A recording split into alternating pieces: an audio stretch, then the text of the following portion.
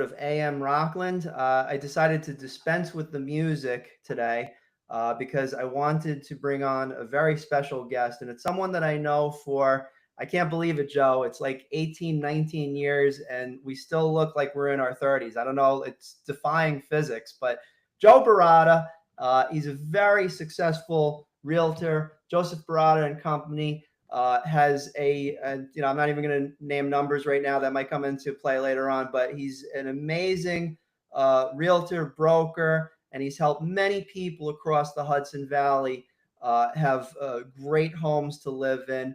And he has just finished his third book. It's called I Know a Guy: How to Be the Ultimate Connector in a Disconnected World.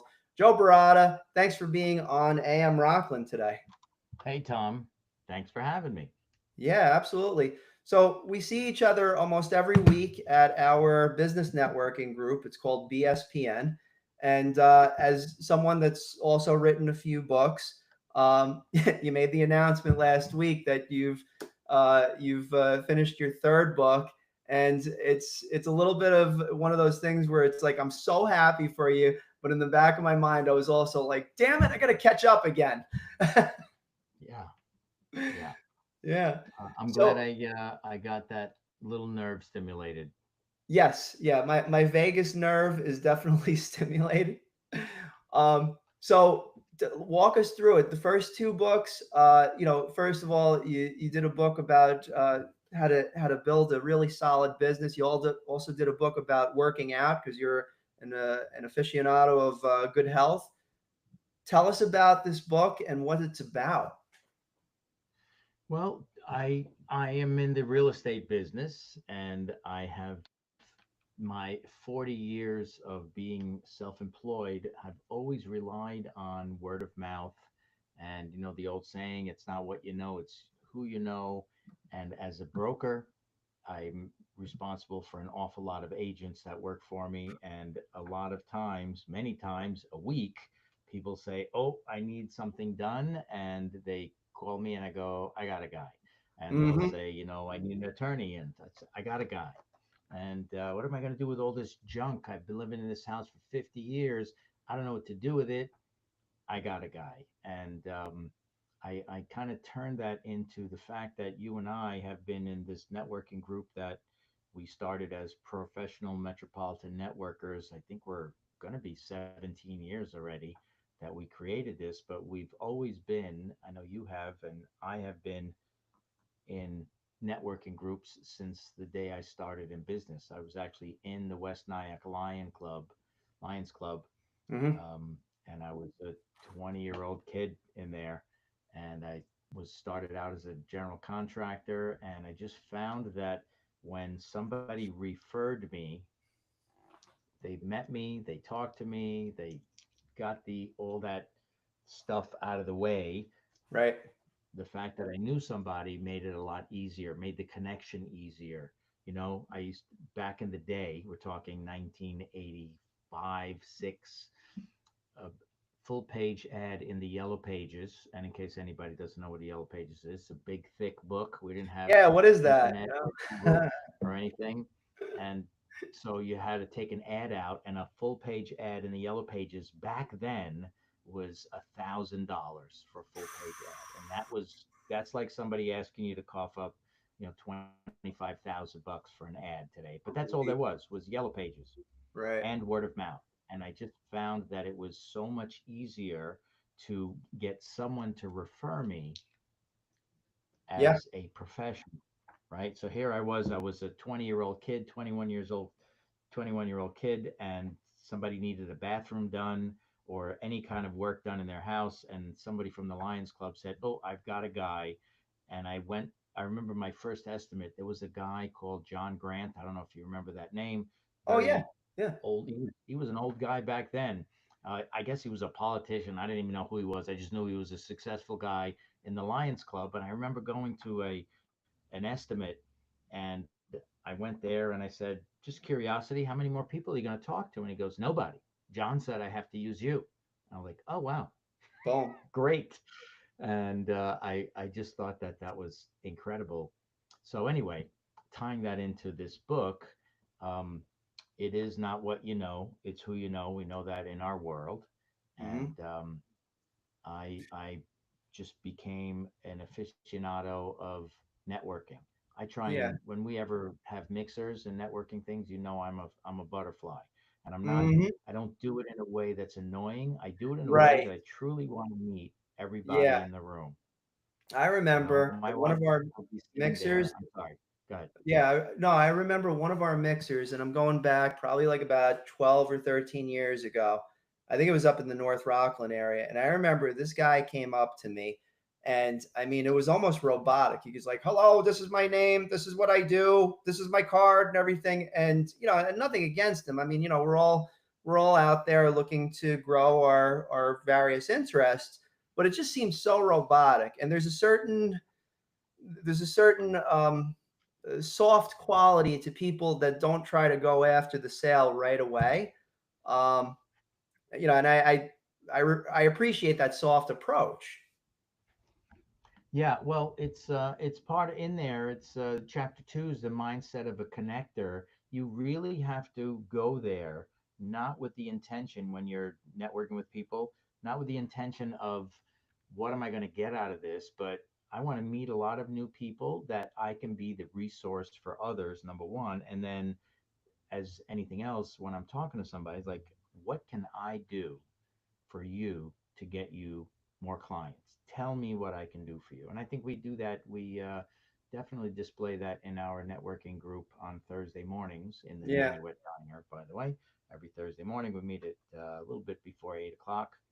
Hmm. And that's what we do. We're there to give each other leads, but not robotic like you just mentioned. Right. Not there to give leads that are like, okay, who can you find for me, or what can, it's not about that. And it's also a section that I put in there in the in chapter 12, legacy of a connector, is, if you recall, the reason we started our group however many years ago, I'm not going to mention any names, but there was a franchise group that we belonged to Right. and charged an awful lot of money. And Hmm. their mantra was, we love you. This is a big family. Oh, you missed two meetings, you're out. Right. Oh, we're a big Yeah. family. Everybody loves each other. Kumbaya. You didn't give any, two referrals out this month, you're out. Yeah. And we That's just, yeah, it we got doesn't to give that it point. doesn't give any ability for a person that could be a very good connector.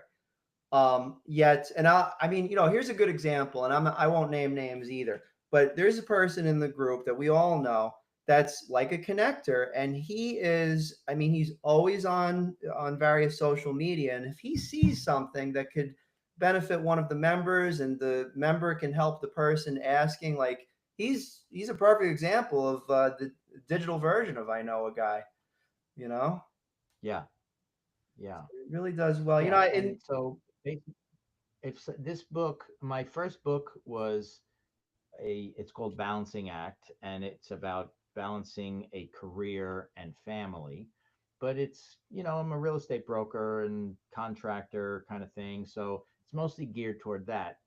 This one, I wanted a book that is not just for realtors. It's like anybody that's starting a business or anybody that wants to be better connected, you need to get into a networking group, and to just show up and sit there, wallflower, have a couple of drinks, and not really talk to anybody, you missed golden opportunity to build relationships. And this, it's not a big book; it's more like a handbook. I made yeah, this one cheap on Amazon. It's a 95 handbook. pages in total, and I think that that's a reasonable size given the social media movements that has reduced people's attention spans. So I think 95 pages, I believe that gives us a good amount of Yes, context, but without being, for lack of a better term, flaky. yeah, Oh. yes. Because my other book, the my second book, Hmm. I I noticed that I asked people. I said, "Hey, what did you think of my book? Get off the couch." And they go, "I'm halfway through the book," and then they put it down. And most people don't go back to it. Well, I I'm didn't thrilled put that it they bought down. it, but it's like I I did want them to not put read it it. down, and I'm happy to report, Joe, that in part with that book, and it's like immersing yourself in just working out. After a 4-year break from going to the gym. I started going to the gym again, and I'm down. I'm down a few pounds, but I'm just happy. So I have to Right. thank you. I really mean this. Like you're one of the people that really got me back on the health kick. Thank you. I appreciate that. I'm glad if I can help anybody at all in that. And I would say for myself, I'm in good shape. I'm not in the greatest shape. I'm 63 years old. For a 63-year-old, I'm in amazing shape. Right. But I need to basically, because I sit in the office, I make sure that I eat correctly. I don't eat when I'm not supposed to eat, and I do something of a workout every single day. I don't care what it is. It's in the Mm, book that if the worst, I don't care how tired you are, do 5 push-ups. Everybody right. can do 5 push-ups. Even the least fit person. I don't care if you're on your knees or whatever. Do five. Something happens when you Yes. just do a couple, and you go, you know what? I could do a few more.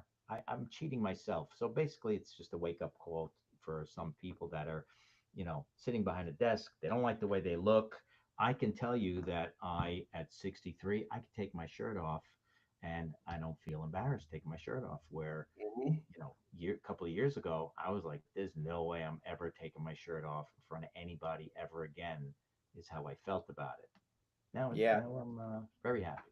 Anyway, I had a few false starts last year where I was going to try and get back on the health kick, and I even posted a picture of myself, just on a just my friend's page. It's like, look how far I have fallen, and I had a picture of myself in a swimsuit, but just my chest looked like a wet noodle, and it was bad, But I was like, this is my wake up call to myself that I'm gonna get back in the gym, and it didn't happen, So I needed a little bit more motivation, and one of those big motivations was Get Off the Couch. It's available on Amazon now. Get Off the Couch: A Beginner's Guide to Fitness, but that's only the second book. I also did have a question for you, and we're fellow authors, and obviously we aim as best as possible to write from inspiration. Life stories, things that we're imparting wisdom on others. So you have three very unique books here. You have one about building a business in real estate at the same time as balancing family life. You have a beginner's guide to health and fitness with Get Off the Couch. And now this one is more along the lines of business networking. So where do you see yourself going? It seems, I mean, I'm not sure, but it seems like there's more books that you're thinking about. Once you get to three, it just becomes kind of takes on a life of its own. honestly, you know that. I mean, the first one was the hardest thing in the world. Mm-hmm. And by the time I finished that one, the second one, my wife was surprised because I was sitting around the first one like 6 years. And I was always, I got to write this book. I got to write this book. And then when I got the concept of Get Off the Couch, I just said, I love you, honey, but I'm not going to watch any television. I'm going to Yeah, go yeah, going to exactly. work. And she couldn't understand. It became like a passion. The third one, it literally, I put it together very quickly, Mm-hmm. and I've got 63 years of stories in me, so I'd like to Yeah, tie those in. And I'm a public speaker anyway. I talk in front of large audiences all the time when I teach, and so I always captivate people because I'm always talking to groups of people, and I tie in my stories that bring whatever situation out to life. Tom, if you're alluding to something, and as far as I'm concerned, for me, my future, besides my real estate office running itself, is to be like a coach or a public speaker, like just somebody calling me up and say, "Hey, Joe, come talk to my office. I've got a lot of things covered here, and the next two are going to knock your socks off." yeah. There's a certain just being in business 19 years, you've established things like next level. I from my purview, but it's almost like a circle of business life, kind of like imparting that knowledge and just putting it into books and educational coaching. One of the things that you have in the book, and you're speaking from experience here, is early on in the book, you talked about when your mother-in-law was on the phone and she was asking you about, because you also have decades of experience in the construction industry, and you asked your mother-in-law asked you, do you complete bathroom renovations? And you said yes. And immediately she turned around to her call and she says, yeah, my daughter's fiance remodels bathrooms, he's the best. So you're speaking from experience there. um, are there more anecdotal stories in this book similar to that? Yes. Yeah, absolutely. I can still see her. My mother-in-law owned an answering service in Rockland County for almost 40 years. She Hmm. was Nan. Everybody knew Nan because she had that one ringy dingy telephone with the switchboard. She really had one Yeah, of those. And I was sitting there in between, like I didn't have much going on, new business, and I finished the job, and I'm sitting there. She's on the phone with somebody, and she's just chatting, and she puts them on hold. She goes, "Do you do bathrooms?" And I go, "Yeah, of course I do whole bathrooms. Yeah, I do." So she goes, "Okay, hang on." She finishes it. "Oh yeah, my son," very casually. yeah, yeah. And then so the guy starts talking, and he said, "The cheapest price I could get is like $10,000 for a bathroom." Now, back in those days, I couldn't do a bathroom for 10 grand. That was It's brand all new, market. So for me, like, I was doing bathrooms for three. So Yeah, she just finished the call, and she said the lowest price he got was 10. So I went in there, and I went in at like $8,000. The guy thought I was like the greatest thing since sliced bread, because I was cheaper than everybody and I did a beautiful job. yeah. And that's all from I know a guy. Somebody got me in the door. You know. Yeah, it's those very down to earth philosophies. They have so much wisdom, like tuning into them, and they're scalable too. I mean, it's proven. I mean, just from the last 16, 17 years over at the networking group that we're in, and you have a lot of handling of the various matters. There's membership, and there's all these things. And how do you balance all that? And that's just going back to your first book, which is called Balancing Act. How do you balance all these individual components of your life, plus TV time? We have to factor that in. How do you do it? Yeah, TV time's the minimum now, but I I have a good philosophy, and it's I work hard, however many days a week. Sometimes it's only 3 days a week, and I spend a lot of time. I'm one of those weird guys that really likes hanging out with my wife. We've been together for 40 years, and Nice. I like hanging out with her. So we spend a Mm, lot of time together. We do everything together, and she's involved in my life as much as possible. Which yeah. means when I disconnect from her, it's like game on. Like I'm in the middle, and somebody rang the bell in a boxing match, and I just go Hmm. all out. And when the bell rings and it's all over, it's like, "Yo, Adrian, get over here." And And Donna's and then I'm wonderful. I back to see her at being just networking meetings. Donna's a yeah, she wonderful comes along, person. and she's been, a great story. We're sitting in a Greek restaurant in Tarrytown, left Thierry's, if anybody's ever been there. It's a great place. And and my phone rings, and she looks at me, and I'm looking at the phone to see who it was, and she goes, "You're not going to get that, are you?" And I go, "What are you, new here?" It's 30 years.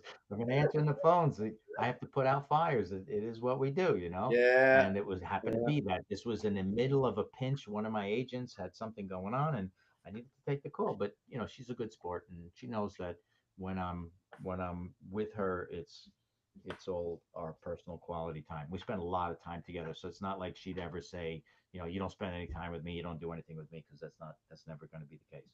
Well, I feel bad for We all keep of her my happy. girlfriends. Before I met my wife, I kind of treated them as a business expense.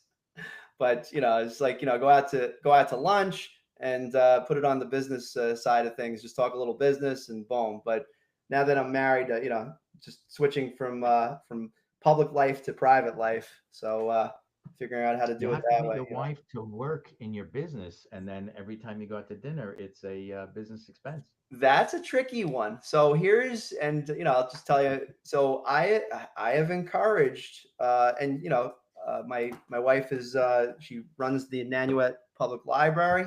So it's interesting because, and she's got her hands full. I know that, but I mean, she's so talented. Photography, graphic design, but I was like, hey, if you ever want to work on something, but I think she's so overloaded right now that she can't, because she's got this Yeah. renovation going on.